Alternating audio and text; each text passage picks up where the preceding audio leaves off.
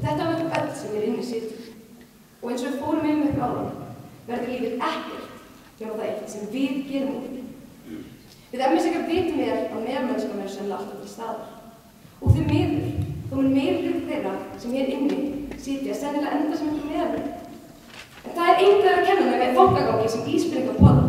Þetta ekkert sérlega flókið. Við þurfum bara að brjótast úr þessari röð sem ísbyrningar vilja að þeir flest massið í fram á pröfunni.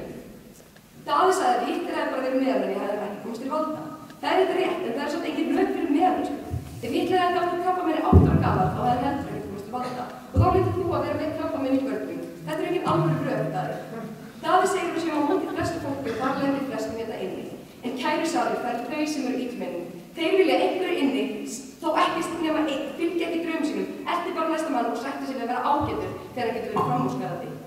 Daði, það bara þannig að maður annarkvæmt stjórnist, það bara ekki þannig að maður annarkvæmt stjórnist 100% meðalmennsku eða bara ekki. Maður getur sem þegar stjórnast 30% meðalmennsku og 70% ekki.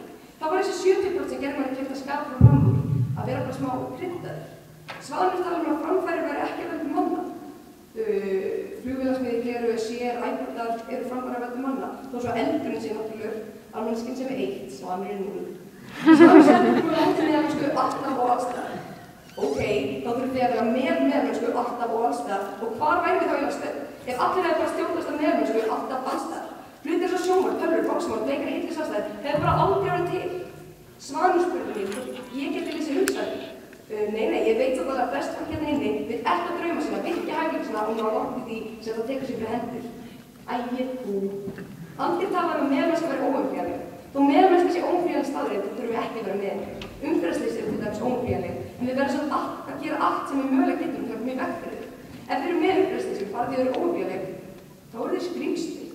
Andri, við viljum auðvitað ekki eyða fólki sem lifir lífinu á meðalmennsku, en við stöndum á móti meðalmennsku því hún er leiðileg, óspennandi, letjandi og hindrar framfarir. Fólk á alltaf að stefna því að ná langt og spaðar svo til hljótið líka vilja að ná langt. Daði sagði að sætta sig við að skara fram úr hvergi leiti til hamingju. Ok, ef við notum hans skilgreiningu þá meðalmennskan það sama uppgjöf. Ef maður langar virkilega að gera eitthvað sem veitir manni hamingju, þá maður að gera allt ef að stefna þér. Og sætta sig við að drauma sem reyndist ekki, það ekki sönn hamingja. Góðir gestir, vill einhverjum í alvöru á leggstum sýnistofni skilgreiningu meðalmennsku. Að fólk minnist líka bara sem handið til fjöldanum, lágkúrlegri, ófrumlegri og ófullnægri manneskju.